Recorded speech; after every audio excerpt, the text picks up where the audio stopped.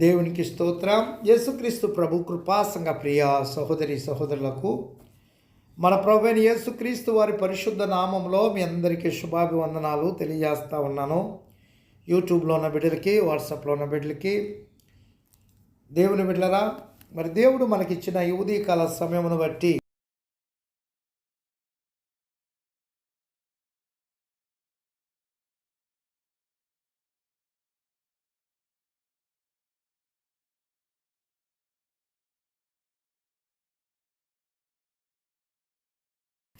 దేవుడు మనకిచ్చినటువంటి వాక్యము పరిశుద్ధ గ్రంథము నుండి కీర్తన గ్రంథము 15వ కీర్తన 4వ చరణాన్ని చదువుకుని కొద్ది నిమిషాలు ధ్యానించుకుందాం. అతని దృష్టికి నీచుడు, అసహ్యుడు, అతడు యెహోవా యందు భయభక్తులు గల వారిని సన్మానించును. అతడు ప్రమాణం చేయగా నష్టము కలిగినను మాట తప్పడు. ప్రార్థన. పరిశుద్ధుడా, మహోన్నతుడా, ప్రేమమైన మా తండ్రి, వాక్యమైన దేవ, మాతో మాట్లాడి మమ్ములను బలపరచుమని యేసుక్రీస్తు వారి నామంలో ప్రార్థించి వాక్యమును ధ్యానించుతున్నాము తండ్రి. ఆమెన్. ప్రభునందు ప్రియ దేవుని బిడ్లరా, 15వ కీర్తనలో భక్తుడైనటువంటి దావీదు గారు దేవుని గుడారములో నివసించుట విషయంలో తెలియచేస్తూ ఉన్నాడండి.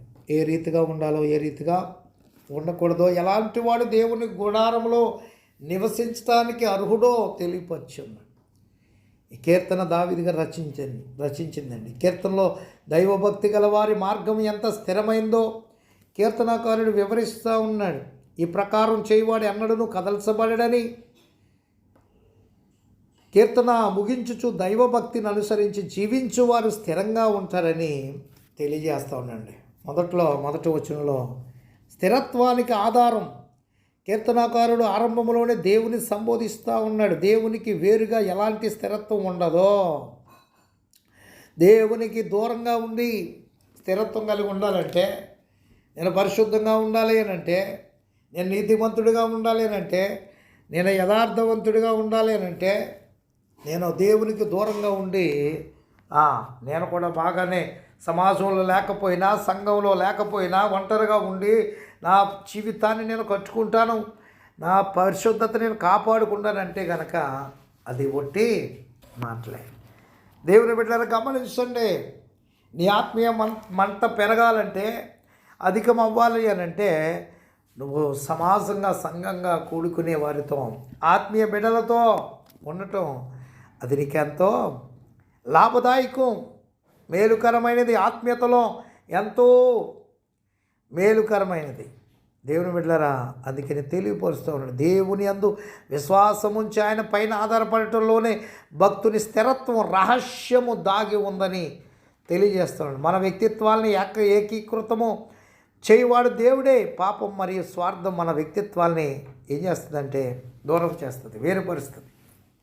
అంతరంగిక పోరాటాలు, విభజనలో జీవితాల్లో స్థిరత్వాన్ని పాడు చేస్తాయి. స్వార్థంలో దయ్యం పట్టిన వ్యక్తి విభజింపబడిన వ్యక్తిత్వానికి నిదర్శనము. యేసు నీ పేరేమని అతన్ని అడిగినప్పుడు అతను శానా అని చెప్పాడు. అనగా అనేకులమన అని అర్థం. దేవునికి లోబడటం వలననే మన జీవితాల్లో స్థిరత్వాన్ని పొందుకోగలుగుతామండి. దేవునికి వేరుగా ఉండి స్థిరత్వాన్ని పొందుకోలేము. అందుకనే ద్రాక్షావల్లి తీగ ద్రాక్షావల్లిలో ఉంటేనే తప్ప అది ఫలించదండి. వేరుగా ఉంటే ఏమవుతుంది? పాడైపోయిన జీవితం, ఎండిపోయే స్థితి, పడేసే స్థితికి వస్తుంది. అందుకనే ద్రాక్షావల్లిలో ఉండుట మంచిది. స్థిరత్వాన్ని పొందుకోగలుగుతాం. దేవుని గుడారంలో అతిథిగా ఉండదగిన వాడు మాత్రమే స్థిరత్వాన్ని పొందుకుంటాడు. ఆయన అతిథి ఆయనకు సమీపంగా ఉంటాడు. ఆయన ఆతిథ్యము పొందదగిన వారు ఆయనను ప్రీతిపరచువారే. చూడండి, ఇంకా 15వ కీర్తన 2-5 చరణాల్లో చూస్తే స్థిరత్వానికి సూచనలు. ప్రవర్తనలో ఇతరులతో మంచి సంబంధాలు, సరైన తీర్పు తీర్చేవాడు, అంకితాభావం, వ్యాపారం మొదలగు వారిలో సరైన రీతిగా ప్రవర్తించుట స్థిరత్వానికి సూచనలుగా కీర్తనాకారుడు తలంచుచున్నాడు. ఏమంటే కోల్గేట్ కంపెనీ నిర్మించినటువంటి భక్తుడు, ఒక క్రైస్తవుడు ఆ కంపెనీని స్టార్ట్ చేసినప్పుడు దేవుని యందు వినయ విధేయతలు కలిగి, భయభక్తులు కలిగి, యథార్థమైనటువంటి వ్యాపారం చేయాలి అనేటువంటి ఒక స్థిరత్వం కలిగి క్రమముగా 10వ వంతు దేవునికి ఇష్టం మొదలుపెట్టాడు. న్యాయంగా వ్యాపారం చేయటం మొదలుపెట్టాడు. దేవుడు చక్కటే అభివృద్ధి పరుస్తూ ఉన్నాడు. తర్వాత అభివృద్ధి పడే కొద్దీ 20% ఇవ్వటం మొదలుపెట్టాడు.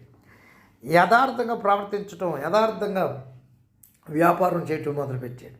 దేవుడు ఇంకా ఆశీర్వదిస్తాడు. 30% ఇవ్వటం మొదలుపెట్టాడు, 40% ఇవ్వటం మొదలుపెట్టాడు, 50% ఇవ్వటం మొదలుపెట్టాడు. దేవునికి 60%, 70%, 80%, 90% ఇచ్చేసి 10% ఆయన ఉంచుకుంటా ఉన్నాడంటే.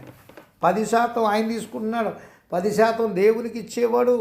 అలాంటి 90% ఈయన తీసుకునేవాడు. అలాంటిది 90% దేవునికి ఇచ్చేయటం మొదలుపెట్టాడు. 10% ఈయన తీసుకుంటూ మొదలు పెడితే అంచులంచులుగా కొన్ని ఎక్కడ లేనటువంటిది దేశాల్లో కూడా లేకుండా కంపెనీ అన్ని దేశాల్లోనూ ఎంతగానో అభివృద్ధి చెంది ఉన్నదండి. ఎందుకని? యథార్థముగా వ్యాపారం చేయటం, ఎలాంటి మోసం లేకుండా వ్యాపారం చేయటం, దేవునికి ఇచ్చే విషయంలో యథార్థంగా ఇవ్వటం, అన్ని రీతిలుగా ఉండటాన్ని బట్టి ఎంతగానో హెచ్చించాడండి ఆయన. ఇంకా మనం చూస్తే 15వ కీర్తన 3వ చరణంలో ప్రవర్తనలో స్థిరత్వం, ఇది భక్తుని నడవడి మరియు పనికి సంబంధించింది. ఒకని నడవడికి అతను దేవునితో ఉన్న సంబంధాన్ని తెలియజేస్తుందండి. అది పురుషుడే కావచ్చు, స్త్రీయే కావచ్చు. అంటే పరిస్థితుల్లో ప్రజలతో గల సంతోషపరిచే స్థిరత్వం గల వ్యక్తి యథార్థమైన ప్రవర్తన కలిగిన నీతిని అనుసరించుచు హృదయపూర్వకంగా నిజమో పలుకునని తెలియపరుస్తాడు. స్థిరత్వం గల వ్యక్తి సత్యాన్నే ఏం చేస్తాడని పలుకుతాడు. అసత్యం అవసరమే రాదు. అతను లేక ఆమె కావచ్చు. ఆలోచనలో, మాటల్లో, క్రియల్లో స్థిరంగా ఉంటాయి. అతని ఆలోచనలు బట్టి మాట్లాడతాడు మరియు తన మాట ప్రకారం ప్రవర్తిస్తాడు. సంబంధాల్లో స్థిరత్వం. 15:3 అట్టివాడు నాలుగుతో కొన్నిలాడాడు, తన చెలికానికి కీడి చేయడు, తన పొరుగువాని మీద నింద మోపడం, తన మాటల వలన కానీ క్రియల వలన కానీ పొరుగువానికి హాని తలపెట్టని వాడు స్థిరంగా ఉంటాడు. తన మాటల్లో, క్రియల్లో ఇతరులతో కలహాలు పెట్టుకోడు, ఇతరుల పైన కొండెవలు చెప్పడం, నిందలు మోపడం. క్రియల కన్నా నిందలు మోపడం చాలా ప్రమాదకరం అండి. నిందలు మోపడం మాత్రమే కాక నిందలు వినడం వలన కూడా మన విశ్వాస స్థిరత్వం ఏమైపోతుందంటే దెబ్బతింటుంది. తీర్పునందు స్థిరత్వం 15:4 నీచుల్ని అసహించుకొని, ఏమండే నీచంగా ప్రవర్తించేటువంటి వారిని అసహించుకొని యెహోవా యందు భయభక్తులు గల వారిని ఏం చేస్తారంటే సన్మానించువాడు స్థిరంగా ఉంటాడని. నీచత్వాన్ని, మంచితనాన్ని గుర్తించు, సరైన తీర్పు తీర్చువాడే స్థిరుడని, ఇతరులని విశ్లేషించు విషయాల్లో వివేకం కలిగి ఉంటాడని అట్టివాడు మానవులను తృప్తిపరచ ప్రయత్నించడండి. ముఖస్థుతికి ప్రాధాన్యతనివ్వడం, తప్పు చేసిన వారిని గద్దించడానికి వెనకాడడం, దేవుని యందు భయభక్తులు గల వారిని సన్మానించడం ద్వారా దేవుణ్ణి సన్మానించిన వాడు అవుతాడు. ఇంకా మనం చూస్తే అంకిత భావం నందు స్థిరత్వం, ప్రమాణం చేసి నెరవేర్చకుండా వెనకకే మననండి. ఎవరైనా సరే ఒక మాట ఇస్తే మాట నష్టం కలిగిన మాట తప్పరండి, ఖచ్చితంగా నెరవేర్చడానికే చేస్తారు. దేవుని బిడ్డలను గమనించండి. నెరవేర్చడంలో అంకిత భావాన్ని కలిగి ఉన్న, తనకు నష్టం కలిగిన మాట తప్పుడు మాట ఇస్తే స్థిరంగా నిలిచేవాడు, స్థిరత్వం గలవాడు. క్రైస్తవ విశ్వాసి మాటకు కట్టుబడి ఉండాలి.